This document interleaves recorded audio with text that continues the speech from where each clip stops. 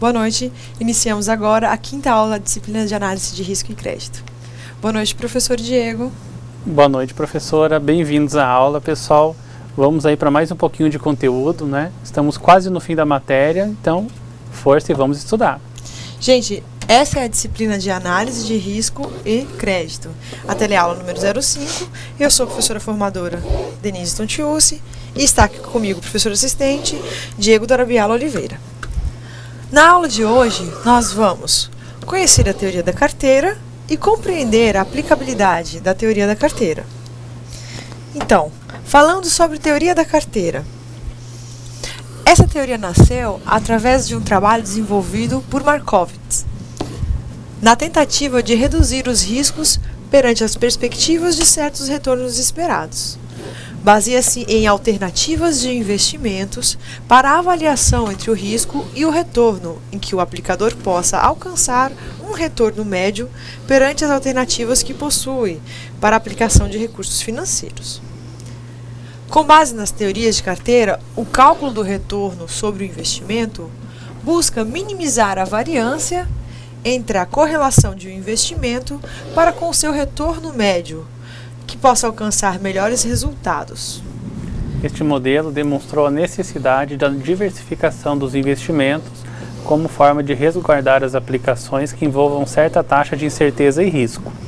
Gente, como a gente viu aqui, a teoria da carteira ela é uma teoria de composição. Ela é uma teoria de composição de investimentos buscando o foco de minimizar riscos. A gente vai tentar compreender agora como que essa composição vai chegar a esse objetivo de minimizar risco. Não é isso, professor? Exatamente. A gente vai ver agora como que você pode gerenciar os seus investimentos de forma a diminuir o risco, sempre pensando em aumentar o seu retorno, é claro, né? Isso a gente vai fazer com a variância. A variância ela pode ser encontrada através da subtração entre os valores encontrados e a média ponderada encontrada, elevando o resultado ao quadrado e dividindo esse resultado pelo número de elementos. A gente vai ver a aplicação dessa fórmula, mas eu tenho essa pergunta para vocês. O que é a variância? A variância é uma medida de dispersão que mostra quão distante os valores estão da média.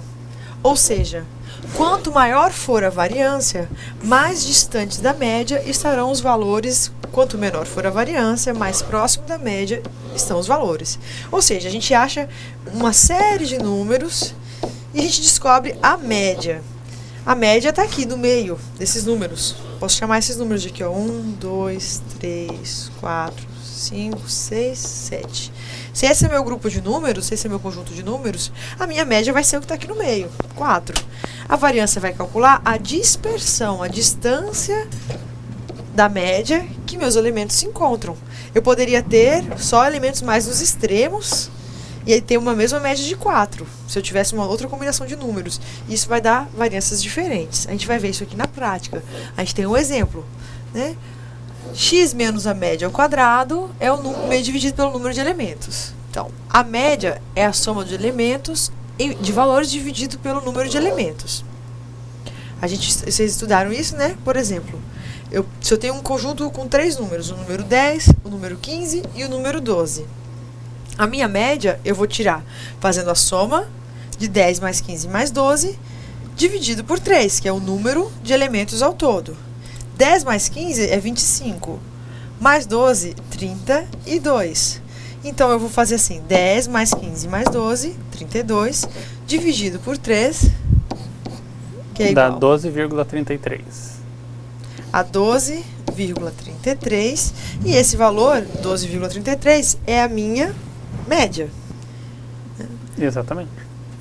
A gente pode calcular aí a variância, que é quantos elementos 10, o elemento 15 e o elemento 12 se distanciam dessa média 12,33. O desvio padrão é uma outra medida que vai ser calculada pela raiz quadrada da variância e ele vai também tentar medir, de certa forma, a dispersão. A gente está tentando fazer essa recapitulação desses elementos que vocês estudaram nas disciplinas de estatísticas, que vocês compreenderam em estatística, para tentar mostrar a aplicabilidade, como que funciona essa aplicação da teoria da carteira. Podemos, então, tentar explicar a teoria da carteira a partir de um investimento em um ativo A, que ofereça um retorno de 12% ao ano. E o outro B, que ofereça 16% ao ano, com o mesmo nível de participação dos recursos a serem aplicados. 50% do seu recurso você vai colocar no investimento A, no ativo A, e 50% no ativo B. Teremos, então, esse vai ser o cálculo da minha carteira de retorno. 0,5, que significa os 50% do meu capital que eu estou aplicando no meu ativo, multiplicado por 12%, que é o rendimento do ativo A, mais 0,5, que é novamente 50% do meu ativo B, vezes 16%. 16%, que é o retorno do meu ativo B. Nessa conta a gente tem 0,06 mais 0,08. Por quê? 0,06 é o resultado de 0,5 vezes 12%. E 0,08 é o resultado de 0,5 vezes 16%. E essa soma vai dar igual a 0,14, ou seja, 14%. Então, esse 14% vai me responder essa pergunta: qual é o retorno esperado para essa carteira? Ou seja, numa situação hipotética onde eu tenho dois ativos, o meu ativo A, o meu ativo B, onde eles estão me dando um rendimento de o ativo A de 12% ao ano e o ativo B de 16% ao ano, e eu escolho diversificar colocando 50% em cada uma dessas duas opções, eu vou ter um retorno de 14%. Ok? Supondo agora que o nível de participação dos investimentos seja alterado, ou seja, 25 para A e 75 para B. Eu continuo no mesmo exemplo, eu tenho ainda o ativo A, que está me rendendo, vamos copiar aqui do lado, o ativo A, 12%, né?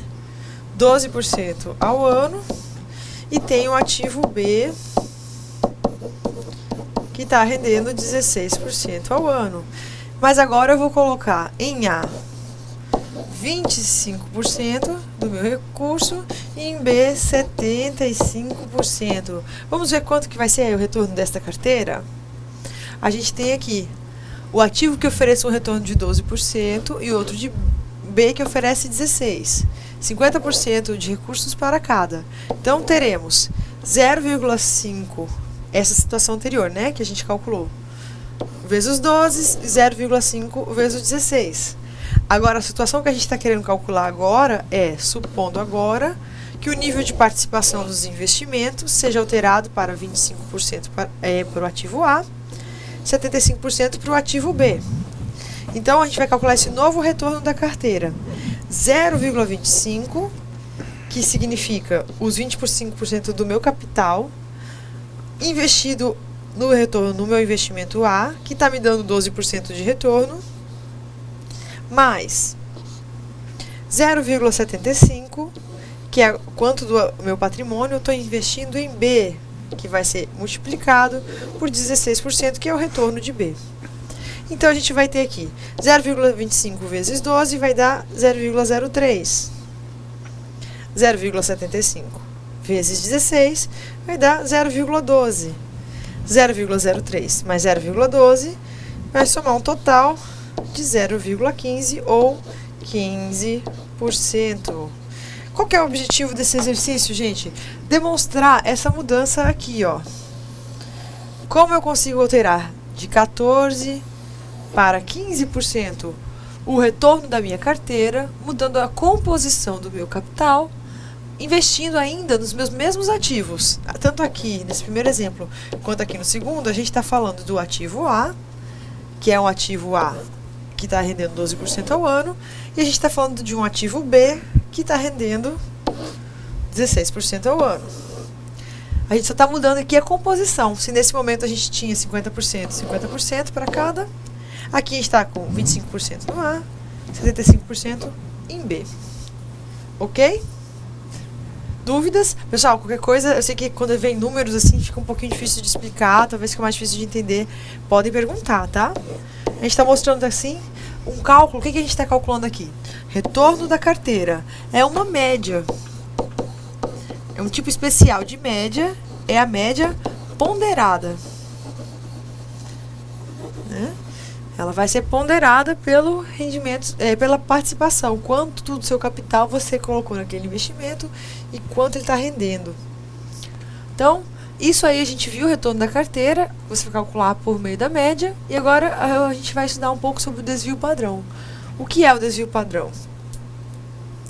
Em algumas situações, apenas o cálculo da variância pode não ser suficiente, pois é uma medida de dispersão muito influenciada por valores que estão muito distantes da média. Além disso, o fato de a variância ser calculada ao quadrado causa uma certa camuflagem dos valores, dificultando a sua interpretação. Uma alternativa para solucionar esse problema é o desvio padrão, outra medida de dispersão. Então, nós falamos um pouquinho sobre a variância, né? A variância ela vai ser usada para compreender quão longe da média estão os elementos do que a gente está calculando. A gente viu ali o exemplo de 14% média de retorno. A média, quando eu tinha 50% do meu investimento investido a 12% ao ano e outros 50% investido a 16% ao ano. A gente comentou que a variância vai calcular essa dispersão, quanto disperso estão meus elementos dentro de uma amostra, e outro indicador de dispersão é o desvio padrão. Continuando explicando ainda o que é o desvio padrão, ele é expressado por essa sigla, dP, é simplesmente o resultado positivo da raiz quadrada da variância. Na prática, o desvio padrão indica qual é o erro se quiséssemos substituir um dos valores coletados pelo valor da média. Dando sequência à análise, teríamos que verificar os riscos relativos aos investimentos. De forma geral, tendem a não ser idênticos. Assim, deveriam ser identificados o desvio padrão dos investimentos dessa carteira, através da seguinte fórmula. Bom, se a gente está falando de uma fórmula da carteira, a gente começa. A fórmula da carteira ela é feita assim. Primeiro, o PA. PA é o peso do ativo A. Esse peso, nos nossos exemplos, a gente tentou dar os exemplos para a hora que chegar a fórmula a gente poder explicar, né? Esse peso aí é quanto a cada ativo tem de importância na carteira. O ativo A, no nosso exemplo, no começo ele tinha um peso de 50%, e depois ele passou a ter um peso de 25%, nos dois momentos que a gente trabalhou. Então, PA é peso do ativo A na sua carteira. Ele vem ao quadrado, pela fórmula, né?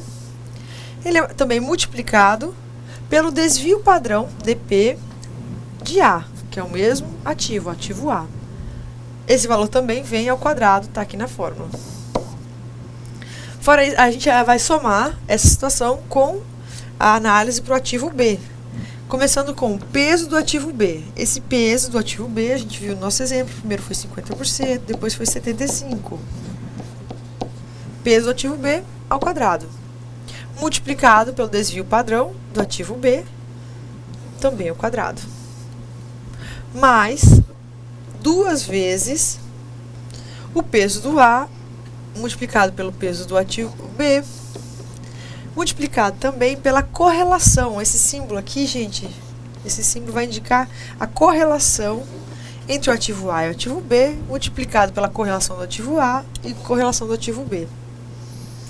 Essa correlação, ela sempre vai estar numa escala que vai de 1 a -1, onde 0 indica independência de variável. 1 positivo significa que há uma correlação positiva, ou seja, o que significa essa correlação, gente? Essa correlação busca identificar se quando o ativo A está dando lucro, por exemplo, quando o retorno dele está positivo, se o ativo B também está dando lucros, também está positivo. Se eu tenho um cenário que ambos estão reagindo positivamente a um cenário, eu tenho um resultado de número 1, porque eu falo que eles são positivamente correlacionados, a correlação deles é positiva. Eu posso, ao contrário, ter uma situação na qual, quando um ativo está tendo lucro, o outro está tendo prejuízo. E aí eu teria o indicador -1, indicando uma correlação negativa.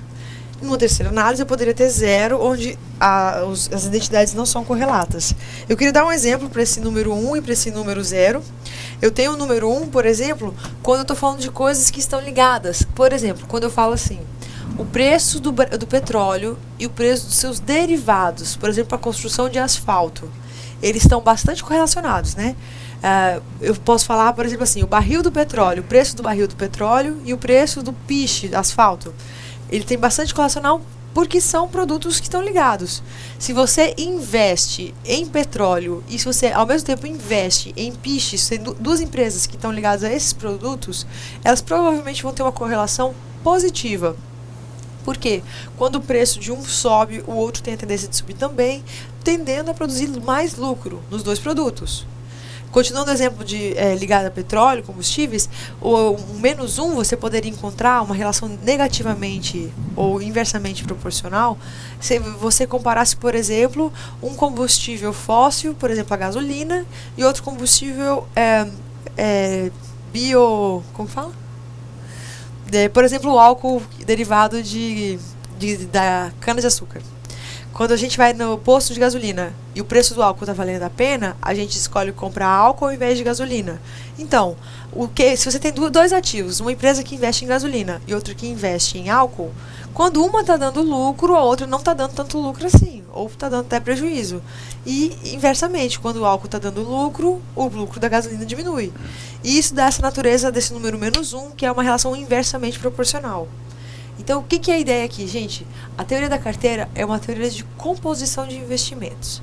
Você vai olhar para uma gama enorme de investimentos e vai escolher alguns elementos para colocar dentro da sua carteira e você deseja uma certa características entre eles. Por quê? Se você escolher vários valores que todos são diretamente correlacionados, ou seja, sempre que um está subindo, o outro também está subindo, quando chegar um momento de crise, quando um cair, todos os outros vão cair também. Então, na hora de fazer uma composição, você também deseja alguns elementos que quando um está dando lucro, o outro não necessariamente, ele pode estar dando prejuízo, ou seja, uma relação inversamente proporcional. Porque assim você vai fazer uma combinação tentando minimizar os seus prejuízos. Porque mesmo que uma caia muito e dê bastante prejuízo, outro elemento que está ali na carteira vai estar subindo muito, vai estar dando muito lucro e vai estar compensando. E é isso que essa fórmula tenta mostrar essa correlação na esperança de compreender como que a alteração de um elemento vai observar a alteração dos outros elementos dos investidos. É isso, professor? É isso mesmo. A gente encontra o número 0 quando a gente vê que não há relação entre os dois produtos. Por exemplo, eu posso falar, sei lá, margarina e combustível, né? Se eu estava falando lá de petróleo e combustível até agora, posso comparar. Eu vou investir numa empresa de margarina, na outra de combustível. Se aconteceu alguma mudança lá nos países árabes, subiu o preço do barril de petróleo, pode mudar o preço do combustível. Mas vai afetar a margarina? Não, provavelmente não. Não vai ter, pode ser que ela tenha mudança de preço, mas não por esse mesmo motivo. Ok? Então, essa é a questão do correlacionado. Continuando aqui nos slides, caso deseje aplicar seus recursos em dois investimentos que tenham apresentado nos últimos 3 meses os seguintes resultados. Por exemplo, investimento A deu resultado de 16% ao mês, em um mês. No mês seguinte, 12% ao mês. No terceiro mês, 11% ao mês. Com tendência de manutenção da última taxa, ou seja, tendência de manutenção do 11. Aí eu tenho do outro lado o investimento B, que apresentou resultados de 12, 11 e 13, com tendência de manutenção da última taxa, ou seja, os 13%. Encontrando primeiro a média do A. A média do A vai ser dada pela soma dos últimos 3 meses. 16 mais 12, que dá 28, mais 11, que dá 39. É isso? 39, né? 39 dividido por 3, que vai ser igual a 13. Então, 13% é a média dos últimos 3 períodos, apesar do enunciado falar que há uma tendência de manutenção de 11% ao mês para os próximos meses. Encontrando a média, então, do ativo B. O ativo B, eu vou ver os últimos 3 períodos, 12, 11 e 13, eu vou somar 12 mais 11, 23, 23 mais 13, 26 dividido por 3, 12. Então, eu tenho aqui o resultado de 12, né, que foi 26 dividido por 3, está igual a 12. Essa é uma taxa de rendimento histórica um pouco maior do que o meu ativo A, né? O ativo A deu 13, o B deu 12. Só que o enunciado fala da tendência de manutenção da última taxa. Então, aqui, se eu tive a média de 12, mas a minha tendência histórica é esperar que vai dar um resultado de 13% para os próximos meses. Vamos ver, agora que a gente viu a média, vamos estudar a variância desses mesmos exercícios, né? Vamos começar aqui com o ativo A. O ativo A, eu vou pegar a variância estudando pela média em relação a cada um dos elementos. Assim que a gente viu na fórmula, a fórmula falou assim, a gente vai olhar cada elemento e vai olhar a média. Olha quais são os elementos. 16, 12 e 11. Esses são os elementos que eu analisei para tirar a média, né? Eles vão aparecer aqui, o 16, o 12 e o 11. E vai ser analisado em relação à média. Onde é que está a média? Aqui. A média é 13%. Tá? Como que eu vou fazer, então? Eu vou pegar o elemento, no caso, o primeiro elemento, 16, menos a média, no caso, a média 13, e vou pegar esse resultado e vou elevar ao quadrado. 16 menos 13 vai dar igual a 3. 3 ao quadrado. Mas, eu vou agora analisar essa parte aqui da equação. Eu vou pegar o elemento, que é o 12, menos o número, a média, que é 13, e vou elevar ao quadrado.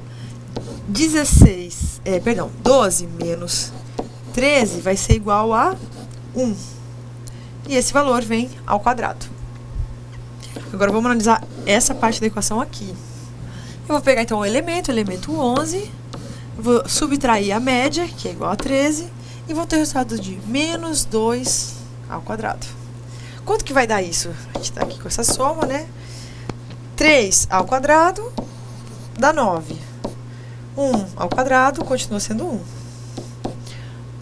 Menos 2 ao quadrado vira 4, né? O resultado do ao quadrado, mesmo quando é negativo, quando é levado por um número par, né? É quadrado. Por ser par, fica sempre positivo, né? Então, essa resposta da variância de A vai ser dada por essa soma de 9 mais 1 mais 4. 9 mais 1 mais 4 é igual a 14, tá? Só que isso ainda vem dividido pelo número de elementos. A gente usou o elemento 16, o elemento 12 e o elemento 11. Ou seja, 3 elementos. Por isso, eu vou pegar e vou fazer uma grande divisão aqui. No caso, vou dividir por 3. E aí, minha resposta tem que ser 14 dividido por 3. 14 dividido por 3 vai ser igual a 4,666. Aí é uma dízima, né? A gente tem repetição desse número. Ok, gente? Tranquilo? O que a gente fez? A gente está analisando isso aqui, calculando uma teoria da carteira para 2 investimentos. O investimento A e o investimento B. Tá? O investimento A é esse que tem 3 elementos, sendo 16, 12 e 11. O investimento B também tem 3 elementos, são eles 12, 11 e 13. Esses elementos significam o retorno do meu investimento em 3 períodos. Eu calculei primeiro a média, descobri a média de A e a média de B. A igual a 13%, B 12%. Agora, de posse do valor da média, eu vou calcular a variância. Né? A variância é feita com análise da média em relação a cada um dos elementos dos meses, né? Elementos que foram utilizados para calcular a média. A gente chegou já na variância de A. E agora vamos começar a calcular a variância de B. Deixa eu usar a mesma cor, vou usar verde de novo. Então, a variância de B. A gente vai usar os 3 elementos no grupo de B. Vamos olhar de novo no slide anterior? Os 3 elementos são 12, 11 e 13. Vamos achar esses elementos aqui? Cadê? 12, 11 e 13. Então, eu coloco ali. primeiro abre as chaves, aí abre parênteses. 12, que é o resultado do meu elemento, menos a minha média, que também é 12, ao quadrado. Quanto que é 12 menos 12? É 0. Quadrado. Aí eu vou fazer mais 11, que é o segundo elemento da minha média, menos o 12, que é outro elemento da média. E aí, quanto que é? Isso aqui, 11 menos 12, vai dar menos 1, e ele vem ao quadrado. E aí, agora eu vou analisar 13, que é o terceiro elemento da retornos, né, desse investimento B, menos a média, que é igual a 12, também ao quadrado. 13 menos 12, novamente vai ser igual a 1, e vem também ao quadrado. Então, eu tenho aqui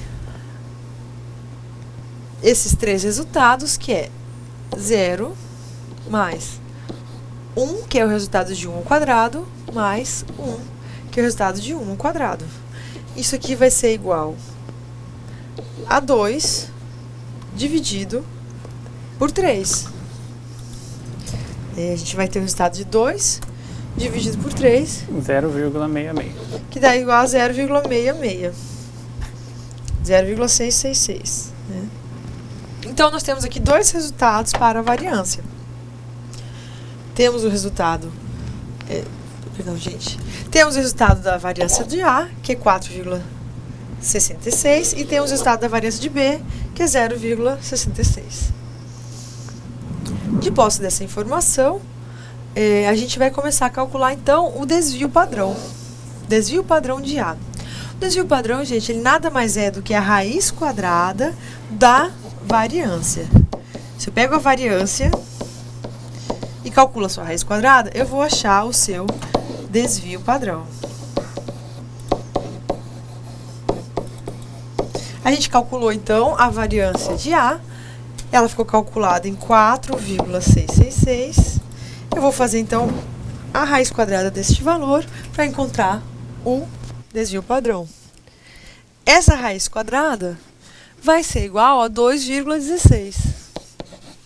Porque 2,16 vezes 2,16 vai ser igual a 4,6666. Eu tenho que achar aqui, tem um errinho aqui no slide, né? Aqui foi, esse número aqui era para ser 1, e aqui era para ser um 0. Acho que foi um errinho de digitação. Vamos corrigir aqui agora. Eu vou fazer a raiz quadrada da variância do ativo B. O ativo B é 0,666. Se eu faço a raiz quadrada dele, eu vou encontrar 0,9. 0,9. Os números menores que 0, né? Quando você faz a raiz quadrada, você acha um valor maior. É um pouco diferente do número. Números menores que 1, né? Então, vamos aplicando os resultados na fórmula da teoria de carteiras, considerando a variância igual a 0. Primeiro caso, se eu tenho uma carteira de 25% dos meus ativos aplicado em A, eu vou fazer 0,25 ao quadrado vezes 2,16 ao quadrado, mais a composição do ativo B, 0,75% é a importância do ativo, né? Ao quadrado, vezes 0,9? 0,9 aqui, né? Tá, é o 0,9, que é o desvio padrão, ao quadrado, mais 2 vezes esse 2 é da fórmula, né? Esse 0,12 é o da média, né? E o 0,16 vezes esse 0, vezes aqui. Aqui de novo entra os 2,16 vezes 0,9. 0,9. Por quê? A fórmula que a gente está usando aqui, gente, é essa fórmula que a gente viu aqui no comecinho da aula. Deixa eu encontrar. Só um instantinho.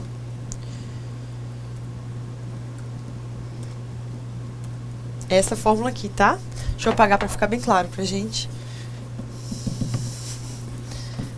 Essa é a fórmula da carteira. A gente estava até agora calculando para conseguir os elementos para chegar poder calcular essa fórmula inteira, tá? A fórmula da carteira, ela então vai pedir alguns dados sobre os seus investimentos. Por exemplo, para calcular a fórmula da carteira, você tem que saber. Vamos começar aqui. O peso do ativo A. Depois, o desvio padrão do seu ativo A ao quadrado. Depois, o peso do ativo B, desvio padrão do ativo B, e 2 vezes o peso de A, vezes o peso de B, vezes a correlação AB, a correlação de A, a correlação de B, e aí a gente vai depender desse cálculo, desses dados que a gente veio calculando depois disso, ok? Então, é nessa fórmula que a gente se encontra nesse momento. Aqui, o que a gente está fazendo é a aplicação dessa fórmula da teoria da carteira para compreender como que você vai aplicar mesmo essa teoria da carteira. Então, para você fazer essa composição, no caso, o peso do ativo de A, a gente já viu que é 0,25 ao quadrado, vezes o desvio padrão de A ao quadrado. A gente calculou, no slide passado, a gente calculou juntos, 2,16, o desvio padrão de A ao quadrado, mais o peso do ativo B, que é 0,75 ao quadrado. Aí, esse aqui a gente calculou, a gente viu que está erradinho no slide, né? É 0,9, a gente fez errado aqui. Olha, deixa eu voltar um slide. Quando a gente volta um slide, a gente viu aqui, ó, na hora que a gente calculou o desvio padrão. Aqui, ó, tinha um errinho aqui, né? Tava 4. Aí, mais 2 vezes a correlação de A, correlação de B, o desvio padrão de A, e aqui 0,9, desvio padrão de B. Né? Essa aqui é a média, né? 0,12, 0,16. Então, essa carteira, aqui, a segunda linha, tá como calculou. 0,25 ao quadrado vai dar 0,0625. Deixa eu usar outra cor para ficar mais claro. 0,12 ao quadrado vai dar esse resultado aqui. 4,665. 0,75 ao quadrado vai dar o resultado de 0,56,25. Esse aqui o número que está diferentinho, né? É para ser 0,9 ao quadrado. 0,81. Vai dar 0,81. Mais 2, que é da fórmula, vezes...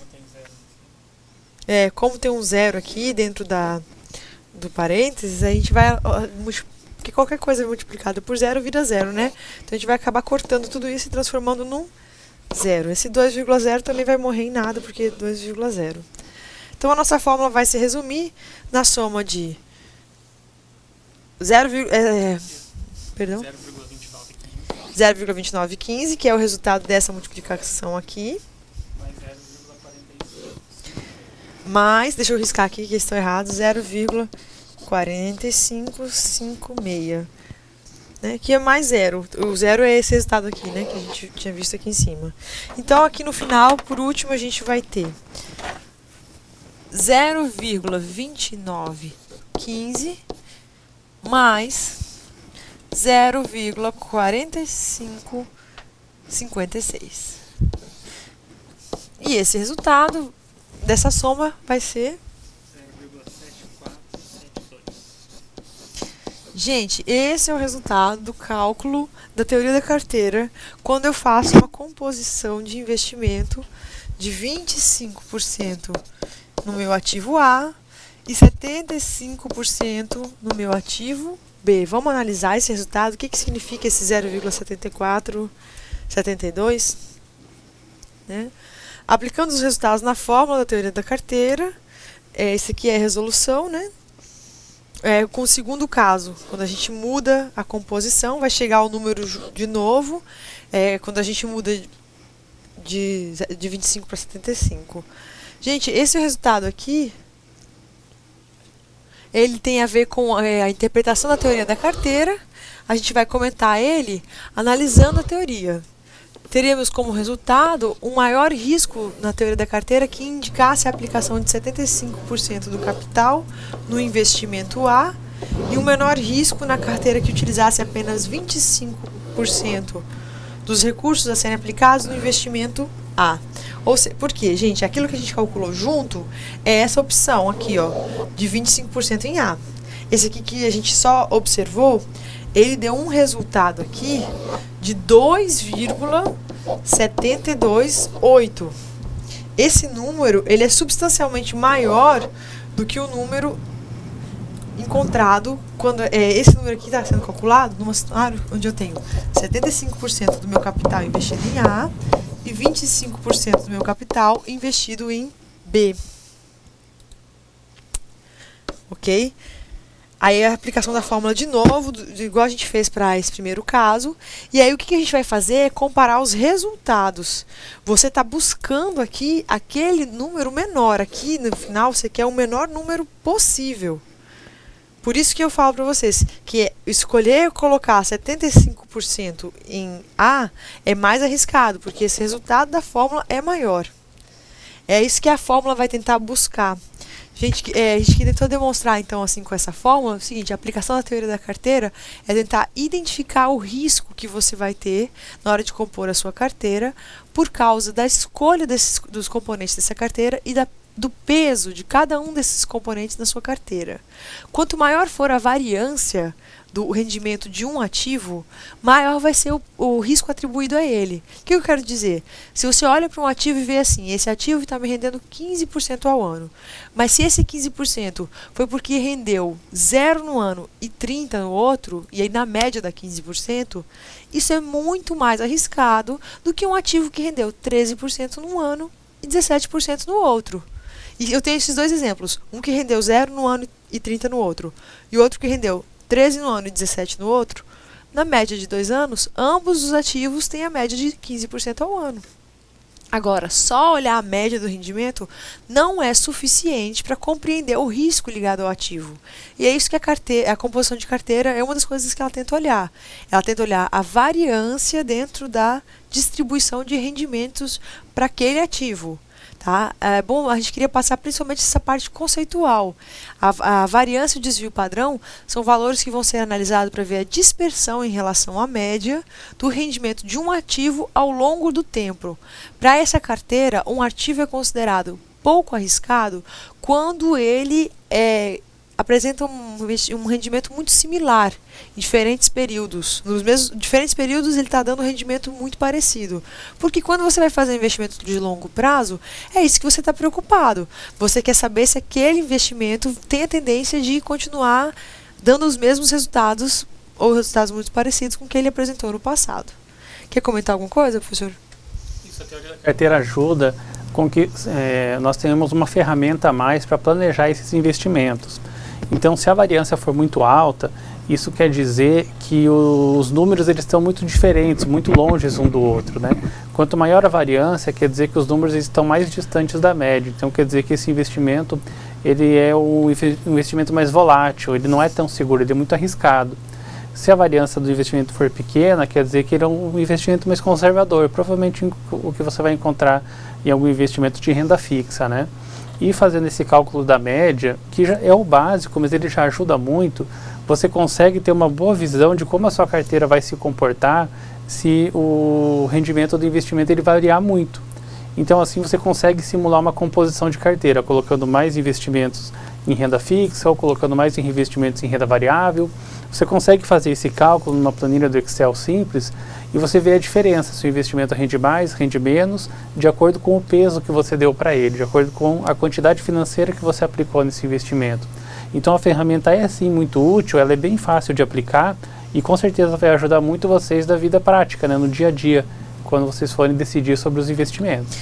Gente, a teoria da carteira é o tipo de instrumento que você utiliza quando você quer analisar, por exemplo, assim, eu tenho 100 mil reais para investir. Como que eu vou investir? Então você pensa, eu posso colocar 20 mil no fundo de ações, posso colocar 10 mil em títulos públicos, posso colocar mais 30 mil diretamente numa empresa que eu conheço, posso colocar mais 40 mil no fundo de investimento ligado mais a longo prazo. E aí você vai tentar ver nessa composição como você vai minimizar risco tentando ter o investimento mais alto possível.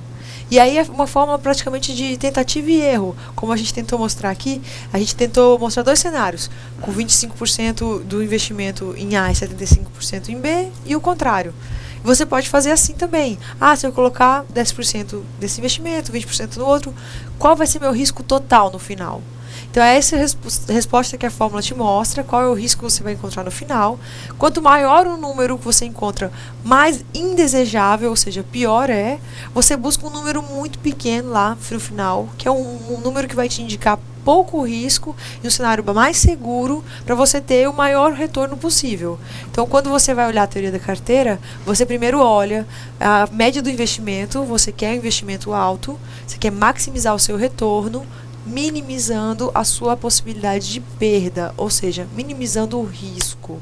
Tá? A composição de carteira ela é muito utilizada nas instituições financeiras, os bancos, os investidoras, elas utilizam, e a gente está tentando trazer ela aqui de uma maneira mais simples, uma abordagem mais simples, para a gente conseguir utilizar ela também nas finanças pessoais, tanto para as empresas quanto para as famílias.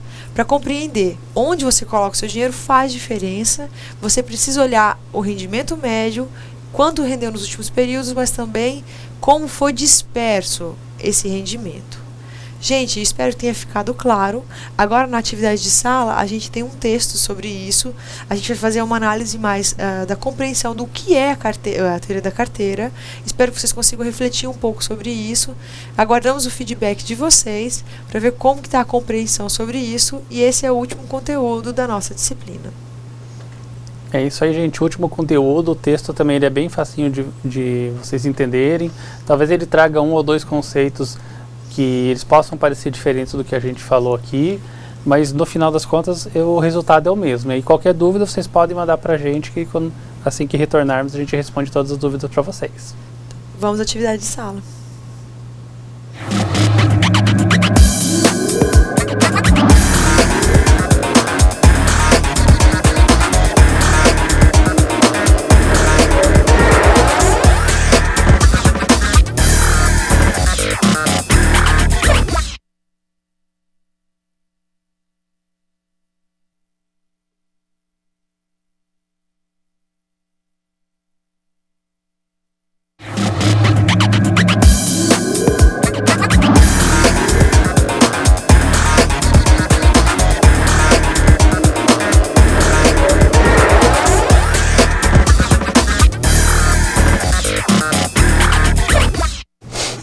E aí, pessoal, como foi a atividade de sala? Deu para entender o exercício? A gente então apresentou um texto que fala sobre teoria da carteira e tenta frisar esse ponto que nós julgamos ser o mais importante, que é compreender a parte teórica do que é a teoria da carteira, qual o seu objetivo e o que ela analisa de verdade. Espero que tenha ficado claro para todos. Vamos agora à leitura do texto e eu aguardo as respostas de vocês, ok? Vamos à leitura do texto? Teoria e prática na gestão de carteiras. É uma fração do texto de Carlos Martins. O objetivo da teoria de carteiras é, principalmente, escolher ativos para uma carteira que tenha uma boa relação risco-retorno. A teoria faz isso calculando sempre o menor risco possível para a carteira como um todo, ponderando a participação de cada ativo e seu risco e sua correlação. Vamos começar entendendo a diferença entre retorno e o risco. O retorno de uma carteira é aquilo que todos querem aumentar. É diretamente proporcional aos ativos que a carteira integram.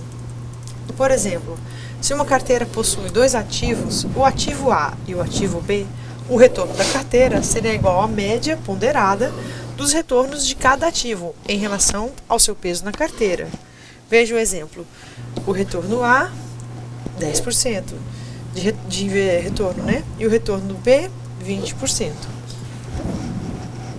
Se os dois ativos possuem a mesma participação na carteira, ou seja, 50% para cada, o retorno da carteira será retorno da carteira, esse 0,5, que significa os 50%, vezes o 10%, que é o retorno do ativo A, mais 0,5, que significa os 50% investido no ativo B, e os 20%, que significa o valor do retorno do ativo B. Se eu tenho, então, 50% do meu capital investido no ativo A e 50% no meu ativo B, eu faço 50% vezes 10, 50% vezes 20, eu vou ter igual a 15%. Isso é a média ponderada de entre 10 e 20, considerando 50% para cada um dos ativos.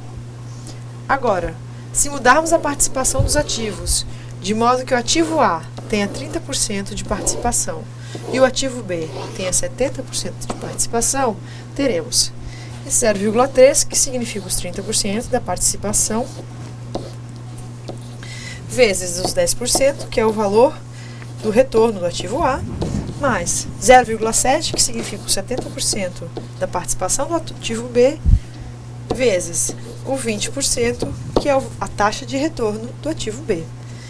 Essas multiplicações, feitas entre parênteses, vão dar um resultado de 17%. Ou seja, 17% é a média ponderada de 30% de 10 e 70% de 20. Podemos alterar as participações dos ativos na carteira o quanto quisermos e o retorno geral da carteira estará sempre relacionado com o percentual de participação de cada um. Já o risco é a incerteza embutida nos retornos esperados. Ele pode ser medido como o desvio padrão das variações percentuais diárias de cada ativo durante um certo período de tempo. Por exemplo, se o Ibovespa sobe 1% hoje, cai 2% amanhã, depois sobe novamente 0,4% e assim por diante, nós pegamos essa sequência de números e calculamos o seu desvio padrão. Assim teremos o risco médio diário do Ibovespa. A grande novidade na teoria da carteira é que o risco geral da carteira é menor do que a média ponderada dos riscos de cada ativo que a compõe.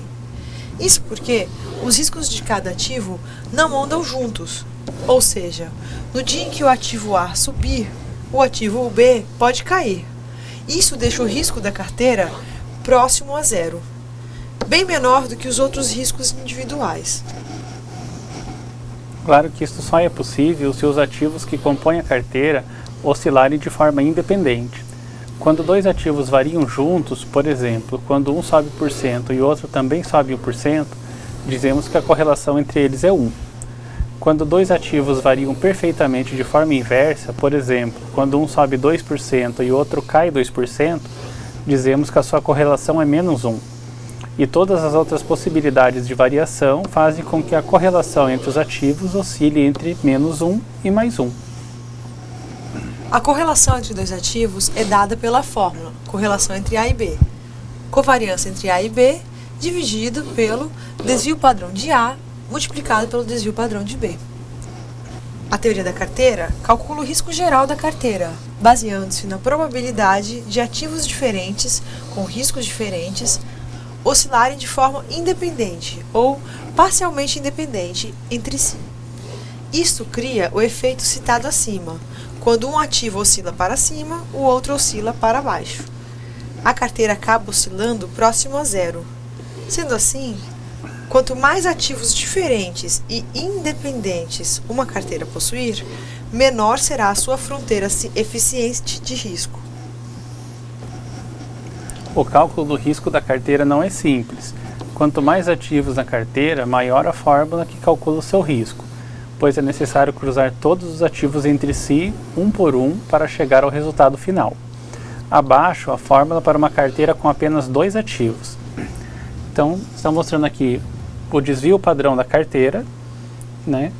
Ele é a raiz quadrada da multiplicação entre o peso do ativo A ao quadrado vezes a variância, o desvio padrão do ativo A ao quadrado também, mais o peso do ativo B ao quadrado vezes o desvio padrão do ativo B ao quadrado, mais 2 vezes o peso do ativo A vezes o peso do ativo B, vezes a correlação entre os dois ativos, vezes o desvio padrão do A, vezes o desvio padrão do B.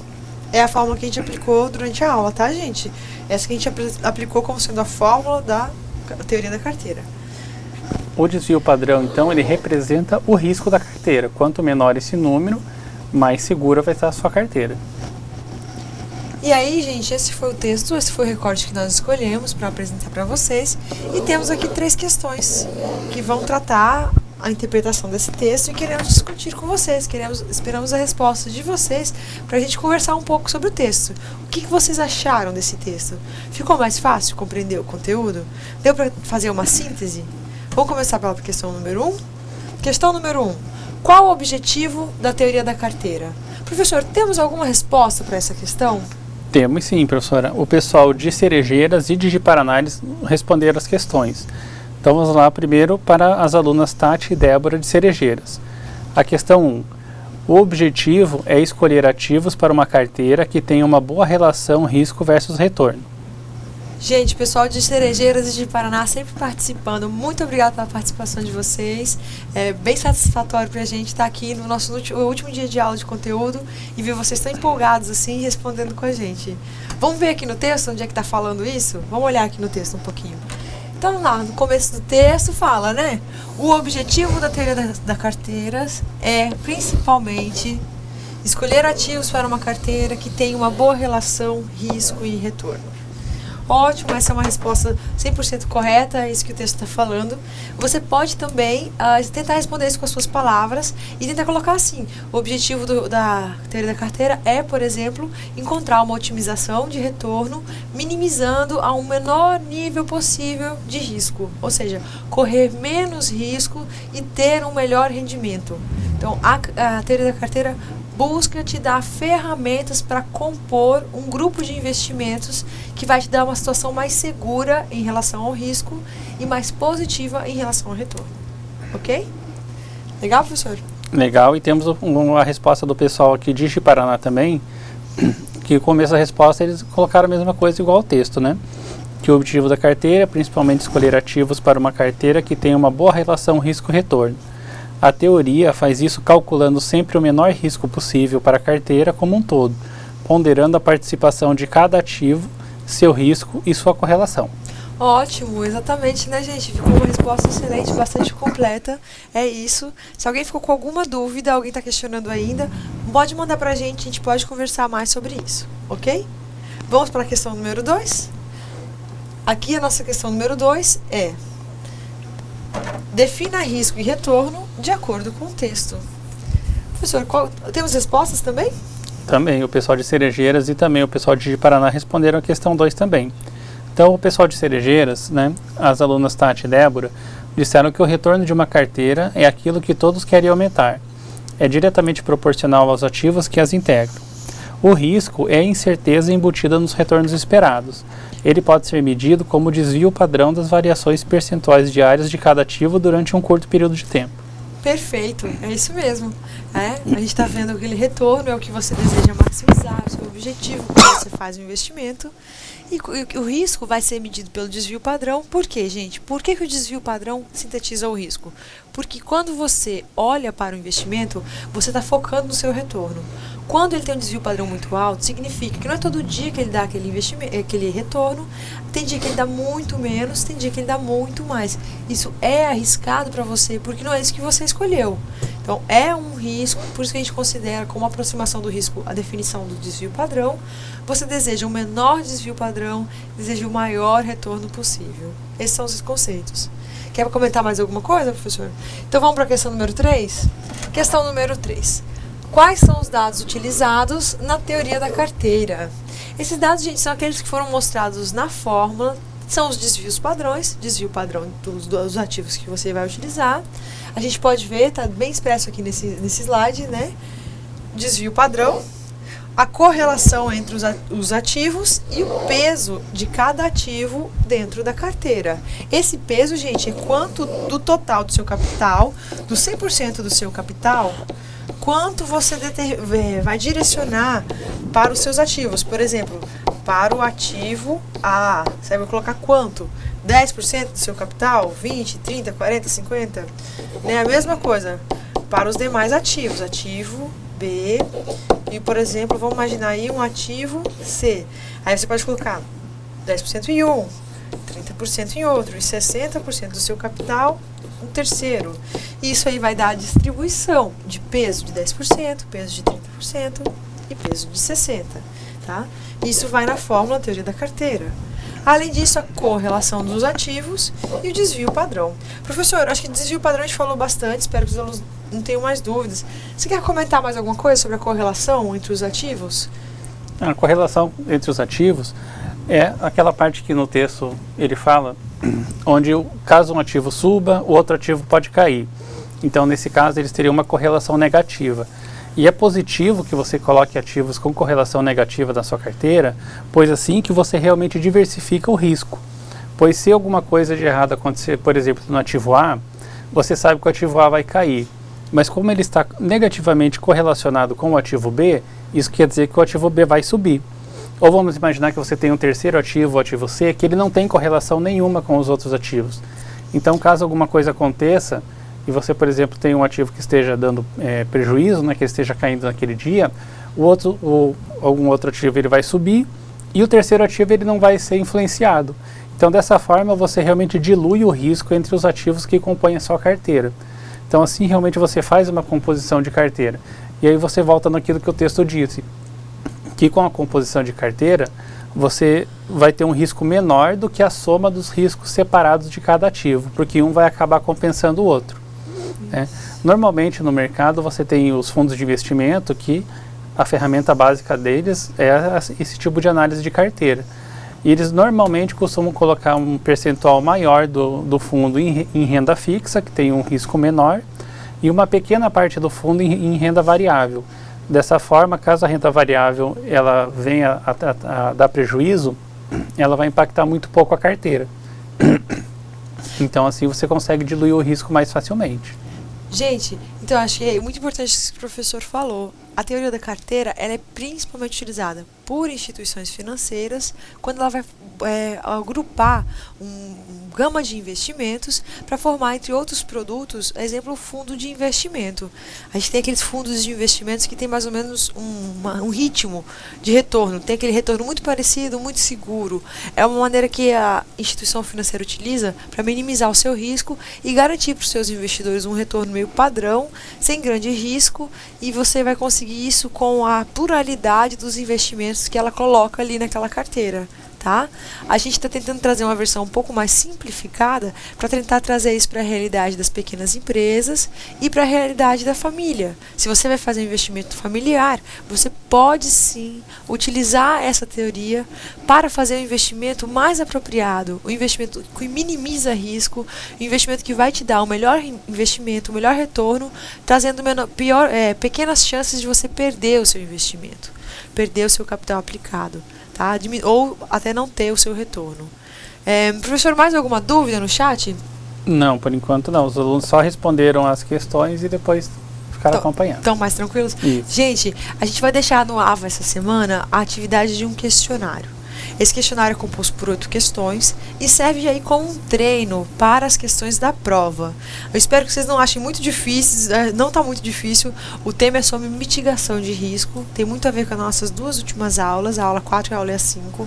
Para boa realização desse questionário, eu solicito que vocês, por gentileza, reassistam as aulas, leiam o caderno da disciplina, releiam os slides, estejam com eles em mãos para você responder as questões. Com certeza, se você fizer isso, você não vai ter dúvidas. As nossas questões fomos nós que elaboramos, a gente fez bem parecido com as aulas, bem voltado para os slides. Os slides estão bem em cima do material, está bem igualzinho o caderno, né? Então, a gente fez tudo isso estruturado para vocês terem uma estrutura de material para poder estudar. Isso aí vai servir de treino. Semana que vem nós já temos a nossa prova. Nós encerramos essa disciplina na quarta-feira da semana que vem. E a gente só falta agora para acabar tudo, só a nossa revisão.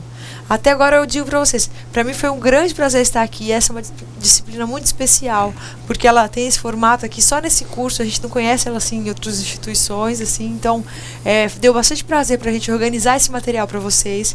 Eu espero que tenha sido útil para todos vocês até agora. Espero rever todos vocês aqui na revisão. E força na hora de revisar as provas, não desistam, ok? Professor, quer comentar alguma coisa? Como a professora falou, é um grande prazer receber vocês, né, transmitir esse conhecimento para vocês, responder as dúvidas que vocês encaminham para a gente via chat. E é o que a professora já falou, o curso está acabando, vocês são guerreiros, parabéns por estarem aqui até agora e nada de desistir. Semana que vem a gente tem um finzinho da aula, né, com a nossa revisão, vai ter também a nossa avaliação. E vamos lá, pessoal, está quase acabando, força nos estudos. Pessoal, ficamos por aqui. Boa semana para todos, bons estudos e nos vemos na semana que vem.